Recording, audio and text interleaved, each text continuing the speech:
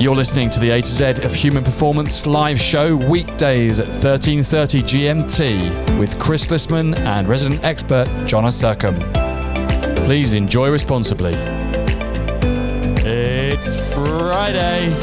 Friday. I'm so happy. How are you doing? Happy Friday, Jonna. Yeah, really good. Welcome to episode 10. Episode 10. I'm wearing the halfway house. Wearing a new tracksuit top, Chris. Oh, I'm liking that. That's very smart. Mrs. Sercombe not liking that. Oh, she's not? Well, I had a tracksuit top that I really like and I've worn nearly exclusively for the last 2 years. And it started to wear out, so I've bought 3 more identical ones. That's potentially 6 or 7 years of me in the same tracksuit top for Mrs. Sercombe. I like that. The minimalism. It's back. You're not wearing it? Wear it again. It leads us to our topic today, Judgements. Yeah. Mark Zuckerberg famously used to just wear an outfit all the time so he didn't have to make a decision about what to wear. Exactly. Yeah, reduces the decision making. Capsule collection. It's the theme of today. Judgements that breed joy is the chapter that we're basing this on. Again, we're radio show style. We're just going to be chatting to each other. Have us on in the background. And if you've missed any shows, they're all on our website, interactiveworkshops.com, and on our YouTube channel where you can subscribe so you don't miss a show. We've had this week flexibility, freedom and fun, growth and goals, holistic thinking, ikigai. Now judgments that breed joy is our theme. Jonna, judgments sound pretty negative. I've been pretty told not to judge, but the brain is always making judgments, decisions about what to do. Judgy machine. So should we being judgmental or not? We've got to. I mean, think how life would be if we couldn't make assessments and make decisions when to cross a road. I mean, it's a judgment, isn't it? If we were to be in a binary algorithm, yes or no, we would never cross the road because there's always a potential a car could come. But we've got to make a judgment. And then somebody say, well, cross on the crossing. Okay, let's cross on the crossing. But do we just take the red light for the traffic? Are all the cars going to obey that? Or should we make our judgment about checking, even when it's the green man, should we check that no cars are coming? These very, very basic decision-making problems that we face. And the human brain uses heuristics and rules of thumb to help us make judgments about what to do. Yeah, it's important. Even something as simple as crossing a road. I remember someone asking me, it was a one-way street, and I was looking both ways to see if there was a car coming. So why are you looking both ways? Cars can only come from one way.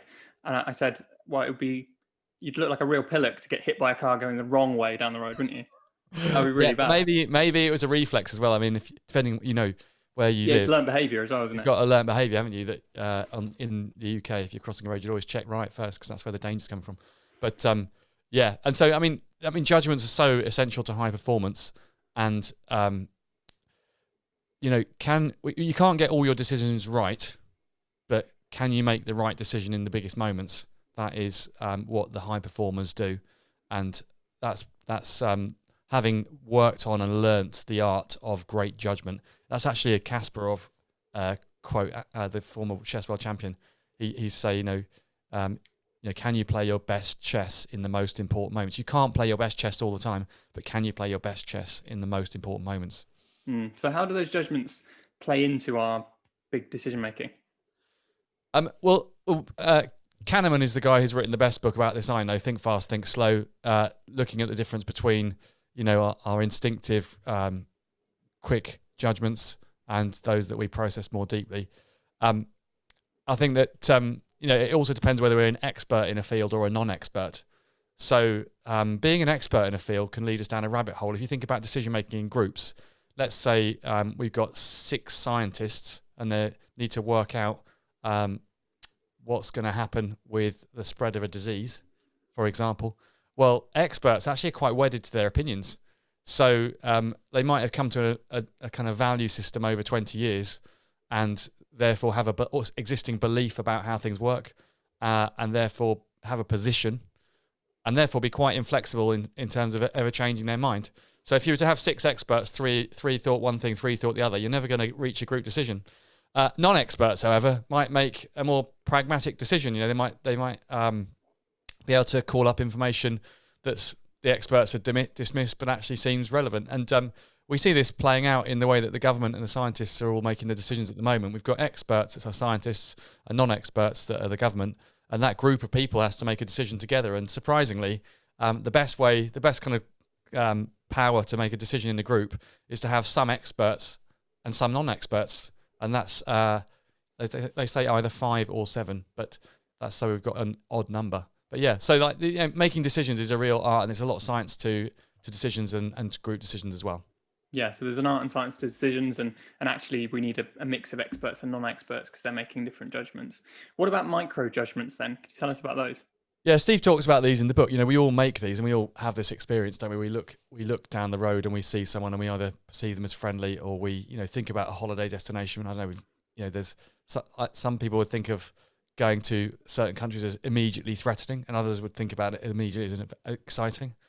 We've got this kind of inner ability to make judgments based on facial expression, for example.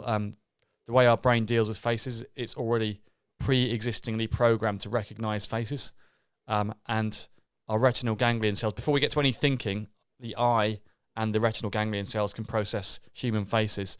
You can even have a disease where you can see everything but you can't recognize faces, where you've had brain damage in one small part of the brain that's responsible, or one area of the brain that's mainly running face recognition. So we're always seeing faces in things like cars, houses, clouds. Exactly. So that's exactly it. So when we see that, there's a pattern in the sky, and our retinal ganglion cells and some of the brain cells that are in there are pre-programmed to make it into a face. We need, recognizing faces is really important for humans. So we've got these micro judgments. I mean, we might watch someone's body language and take it to be either passive, aggressive, or defensive. Or we might meet someone and think, I'm going to get along with these people. And, I remember when I first ever met Jerome McCarthy, I wasn't on the interview panel for his interview, but walked into the office and he said hello. And I'm like, I would like to work with this guy. I mean, in interviewing, we're not supposed to be like that, but that's supposed to have to do more than say hello.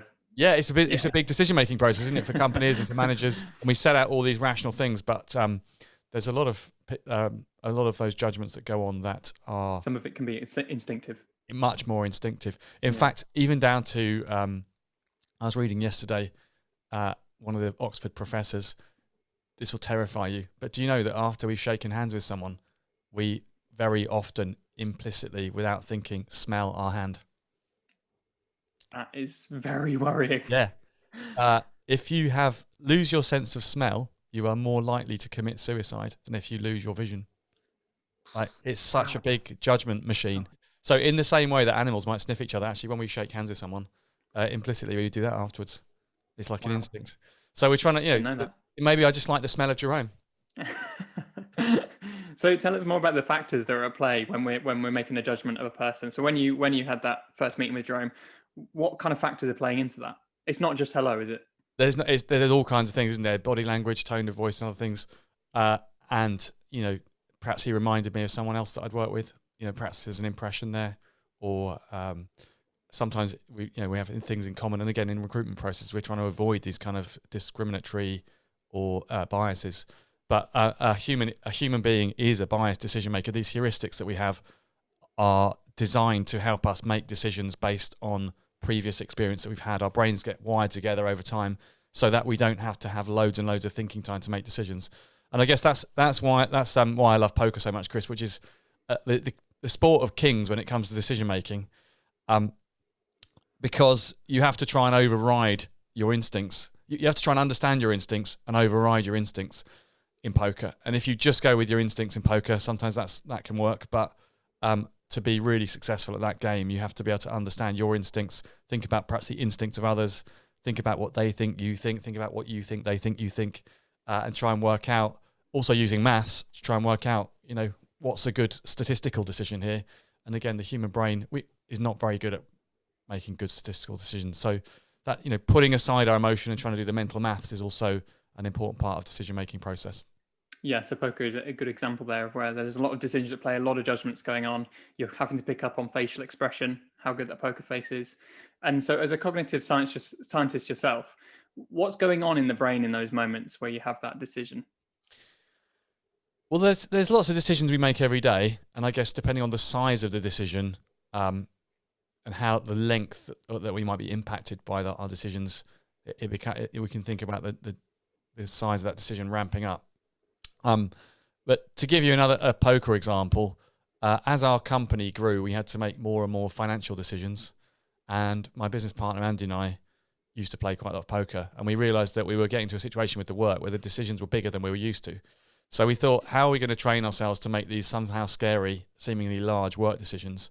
So we went to the Vic Casino, just off Edgware Road, made famous by Victoria Corrin in some of our excellent poker books.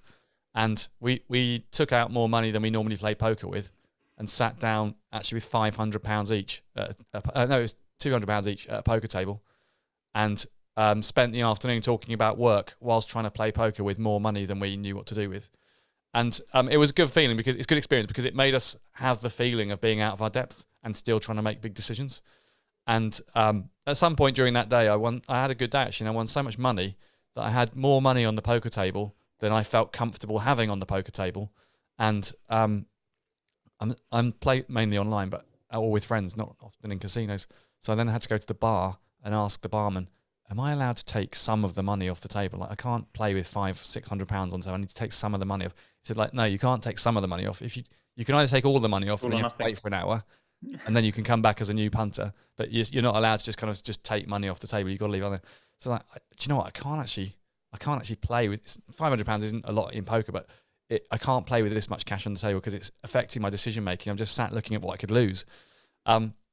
So I said to my conks, look, I've got to take this money off. I can play with 100. I can play with 2. That felt stretching, but now I'm up to 550 or something. I just don't know what to do with it. So, our emotions are at play, aren't they? And then obviously in the company life, you can see that as well. That decision making actually then did help us think this is how it feels to be out of our depth. This is what our emotions are telling us. Everything in us was screaming, play conservative. But, if you've been successful and you followed a formula, just because the numbers get bigger, that doesn't mean you should change your success strategy or your formula. So, yeah, what we realised from that is we could still play the same poker, but we just needed to become more comfortable with the emotions that go with big decisions. Right. So there's a lot of emotions at play as well. We're weighing up decisions, and we're not just thinking about them rationally. We're thinking about them emotionally as well. That amount of money had this kind of emotional effect on you. It doesn't have to be money though, does it? What's the big decision you've ever made, Chris?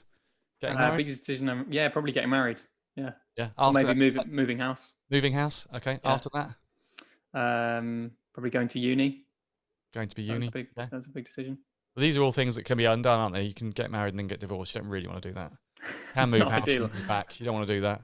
No. You can stop going to uni. So there's also, what is this a decision that we can take, experiment with, and then change? Obviously, dating, we definitely feel is kind of something we can.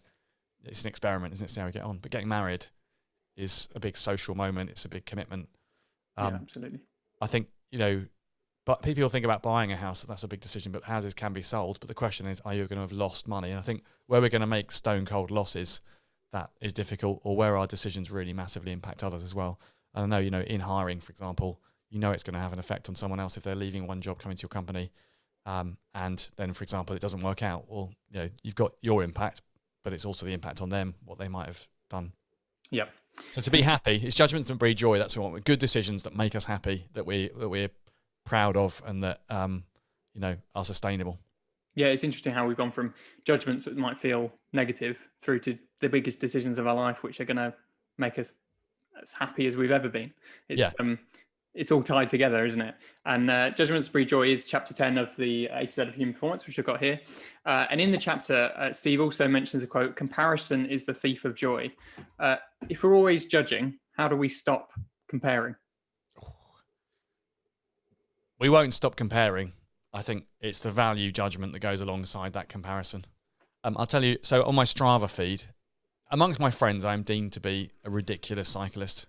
And that can mean that I can go off and do 100 miles. It's 150k. It's not that far, 160k. In my Strava feed, when I go in after doing my 150k bike ride, because I'm connected with other people who are really into cycling, my friend Bruce does 220 every single day. So, I will often go and do a big ride, pop it on my social media, and then come back and look at what everyone else has done. Everyone else has done more. So, yeah, it's easy. It's very, very easy to compare ourselves. There's always going to be someone who's done higher than us, better than us. Maybe Emma's case, the top Olympic performer's not, but if she could compare herself to Michael Phelps, or something who's won, 20 Olympic golds 10 in an Olympics or whatever it is in swimming. So but these kind of lateral comparisons, they're there, aren't they? I think if we put too much emphasis on them, they can be the thief of the joy of the great decisions and the things that we've made. Yeah, so we've got to manage that. We've got to perhaps be positive and have an optimistic outlook when we're making judgments. Yes, and optimism is correlated with longevity. A 2019 study of more than 65,000 people in the NHS found that those with had optimism correlated to 11 to 15% longer lifespan. Now, I don't know how long I really want to live right at the end of my life, but that's a fairly good benchmark, isn't it? That optimism helps us to live longer. We also have the study on setting challenging goals. There was a great study with multiple sclerosis where patients who were set a stretching health challenge, actually it stopped the disease progressing so quickly. So where we have positivity and big challenges, it affects our neurology and it affects our longevity.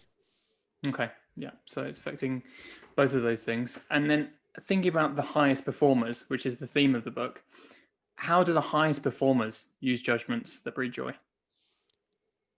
Well, they're making consistently good decisions, and but that is still, I think, sometimes random.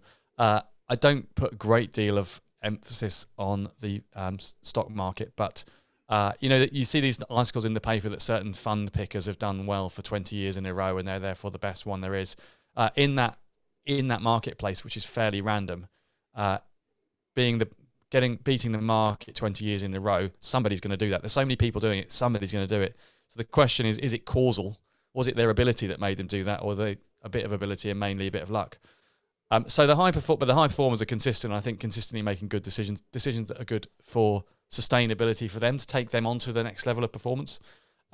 We talked before about performers leaving a team or something when they feel that they need a fresh challenge.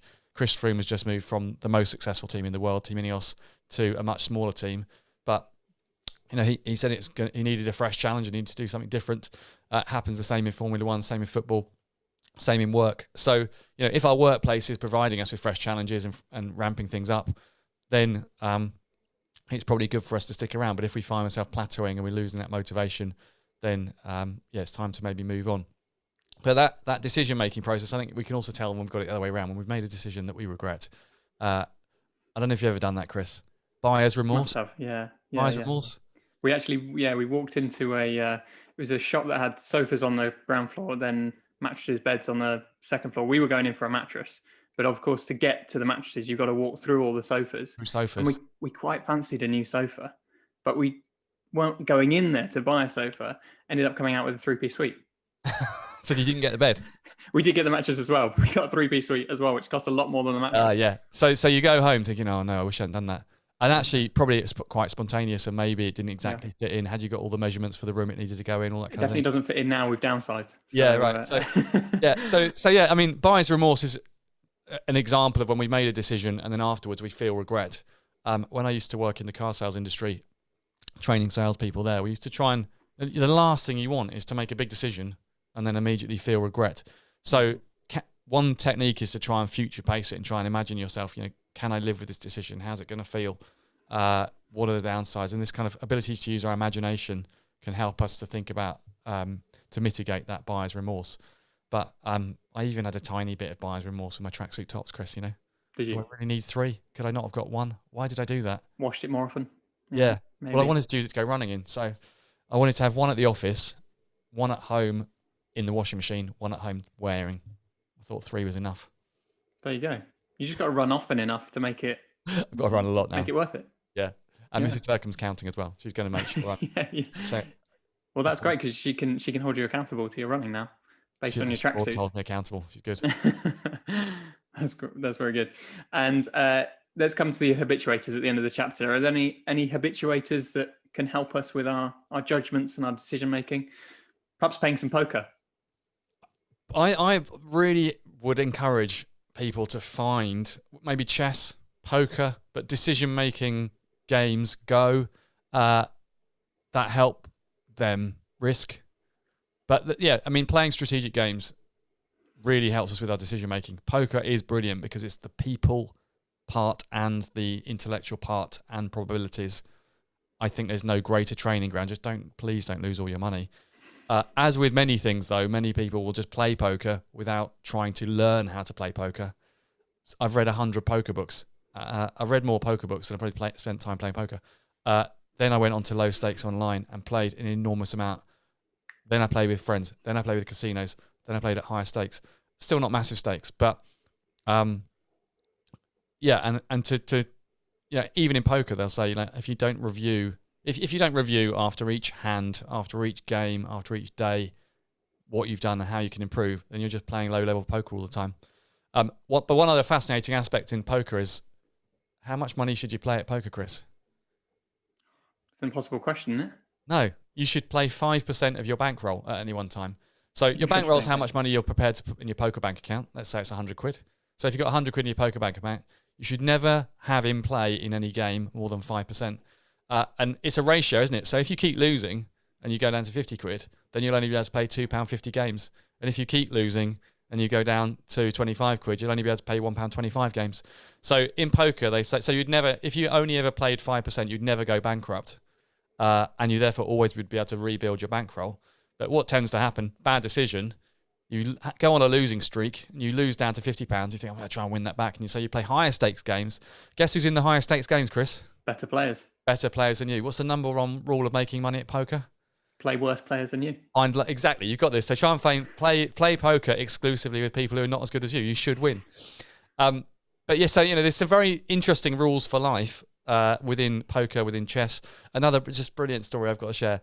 I was going to a new poker game that I hadn't been to before, face to face, and I realised that I wanted to win. So I like winning, and so.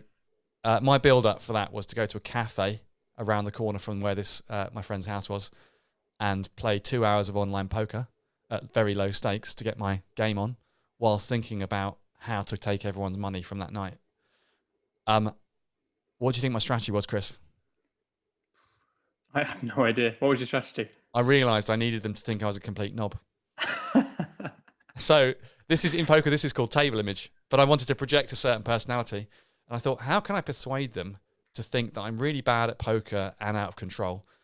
And if I can do that, then they will think that I'm not very good at poker and they will want to play against me and they will think I don't know what I'm doing and they will put their money in. They'll make their judgments. So I tricked them into making their judgments. So what I did was I got to the poker table, sat down, it went round, got my first set of cards and just went, I'm all in. I think we were playing for a tenner. So there's probably 50 or 60 quid in the table in total. And they all look at me, and there's one particular guy, Chris, or another Chris actually, just looked at me and was like, you are such an idiot. What are you doing? And he then went all in as well, and I lost £10. So he won that hand. And I turned over, I didn't have very good cards either. And then they were all just like, oh, you're such an idiot. What an ego, what an idiot.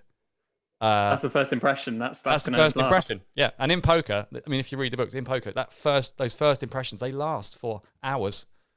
So your table image, and then during the course of the night, I then started playing very conservative and very sensible poker under the guise of being an idiot.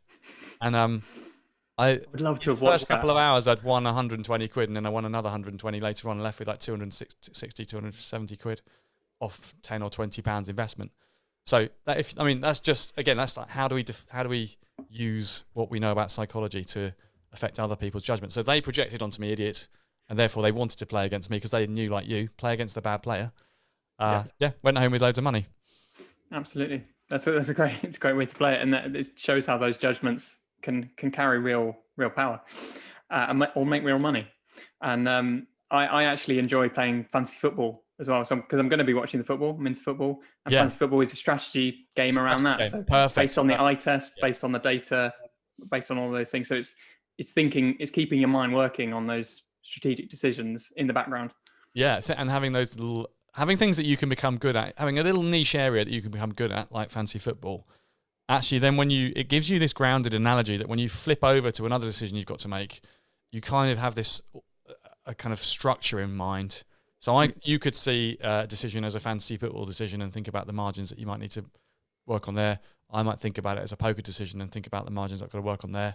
But yeah, getting very good in one area is, I think, helpful. And obviously that then means that you get good at your life decisions. And when you have to take some of those big decisions, you're more comfortable with them and more comfortable with the consequences, whether they're good or bad. Yeah, absolutely. That's all we got time for on today's show. Thanks for joining me, Jonna. Well, do you fancy a game of poker sometime, Chris? Absolutely, let's do it. No, that's the number one thing you're not supposed to do, right? I'll just pretend I'm an idiot. Yeah. Yeah, well, we have to get the poker table back out. Let's do that. All right. Thanks for your time, Chris. Thanks, Jonna. What a great show. And see you on Monday. See you Monday.